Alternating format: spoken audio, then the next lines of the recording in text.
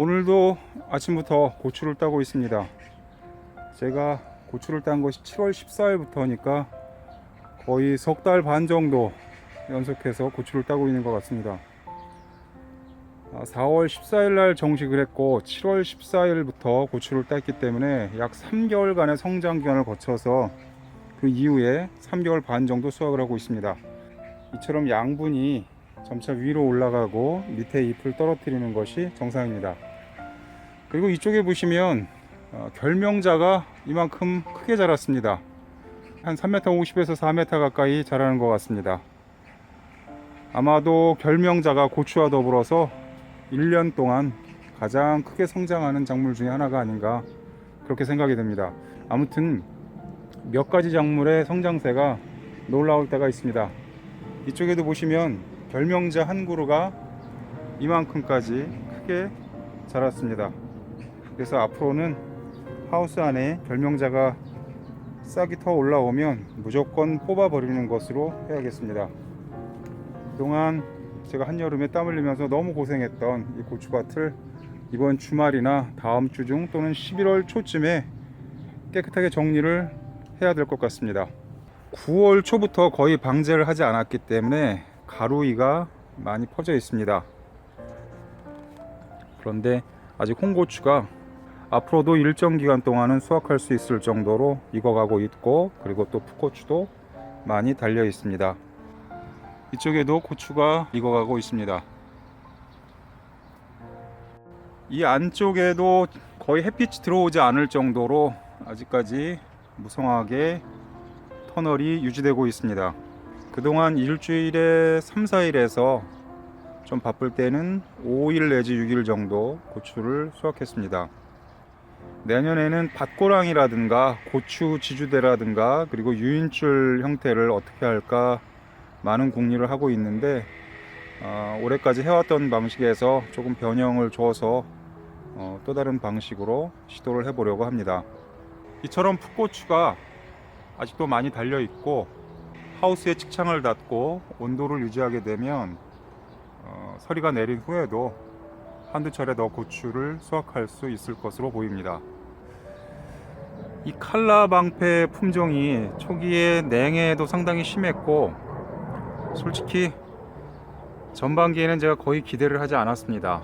제가 모종 선택을 잘못한 것으로 판단을 하고 이 품종은 실패했다라고 판단을 했는데 8월 하순부터 본격적으로 착과가 되기 시작을 하는데, 제가 여태까지 심어본 품종 중에서는 가장 후반기 수확량이 우수한 것으로 보입니다. 그래서 초반에 정식할 때 밝은제 처리를 한다든가 지온을 올릴 수 있는 다른 방법을 강구를 해서 재배를 하게 되면 기타 병충해에도 어느 정도 내성이 상당히 있는 것 같고 해서 내년에도 심어볼까 그런 생각을 하고 있습니다. 대부분 고추 품종들이 이 즈음이 되면 아무리 관리를 잘하고 주변 환경을 철저하게 통제를 한다고 해도 질병이라든가 그 품종이 가지고 있는 특성상 후기에 거의 수확을 할 수 없게 되는데, 이 품종은 예외적으로 상당히 놀랄 정도의 성과를 보입니다.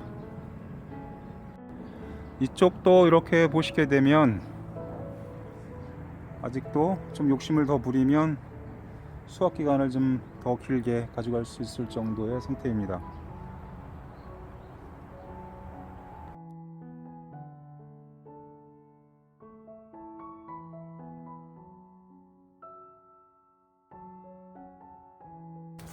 이 안쪽에도 보시면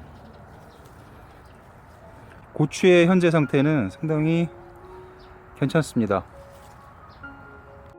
이 안쪽에도 많은 양의 홍고추들을 볼 수가 있습니다. 이 정도 상태의 고추를 마감한다는 것이 좀 아깝긴 하지만, 그래도 내년에 좀 더 열심히 하기 위해서 한 해 동안 고생한 토양에 겨울 동안 휴식을 또 줘야 하니까 머지않아서 마감을 할 겁니다. 여기가 저희 하우스에 물을 공급해주는 일종의 허브입니다. 모든 물들이 여기를 통해서 각기 다른 하우스로 전달이 되는데, 저는 서리가 오고 물관이 얼기 전까지 지속적으로 수분 공급을 해주고 있습니다. 고추를 재배하는 동안은 양분을 전달하는 역할을 하는 것이 수분이기 때문에 상당히 중요한 기능을 하고, 그리고 재배 기간이 끝나고 나서는 토양 내의 유익균들이 제대로 역할을 할 수 있도록 지속적으로 수분을 공급해 주고 있습니다. 사실 제가 여러 해 동안 경험해 오면서 고추뿐만 아니라 다른 작물들도 수분 공급이 거의 결정적이지 않나 그런 생각이 듭니다. 비단 성장이나 수확에 미치는 영향뿐만 아니라 병충해에도 수분이 많은 영향을 끼치는 것 같습니다. 보통 병충해라면 충과 균이 있는데, 특히나 균이 번식하는 환경에서 수분이 결정적인 역할을 하기 때문에 수분이 너무 많아도 문제고 또한 수분이 너무 적어도 문제입니다. 그래서 일정하게 수분을 유지해 주는 것이 상당히 중요한데, 그것은 각자 재배하는 토양의 성격에 따라서 단연간 관찰을 하고 일정한 감을 가지고 수분 공급을 해주는 것이 작물의 성장뿐만 아니라 병충해 방제에도 커다란 영향을 끼치는 것 같습니다. 그래서 오늘도 수분 공급을 해줍니다.